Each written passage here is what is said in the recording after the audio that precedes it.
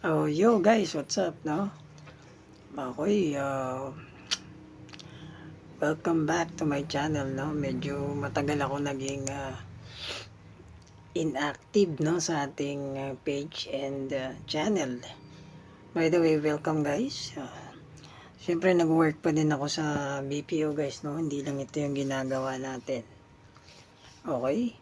So, may update nga pala ako sa inyo ngayon. May tip ako sa inyo guys. Ang isa sa mga update ko sa inyo guys is gamitin nyo yung JobStreet na website, no? jobstreet.com.ph wherein pwede kayong mag-search ng mga jobs doon. Okay, doon nyo makikita yung mga offer sa mga BPO at call center, no? So, check nyo, may iba-ibang company dyan. Doon sa site nila may tinatawag na job search. Sa search nyo lang yung keyword. Then, isa-search nyo lang yung region or yung area. Let's say, for example, customer service representative, no?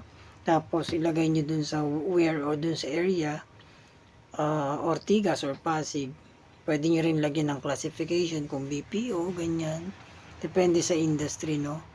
So, basically, yun muna mabibigay ko sa inyong tip din. Dadagdagan pa natin, na.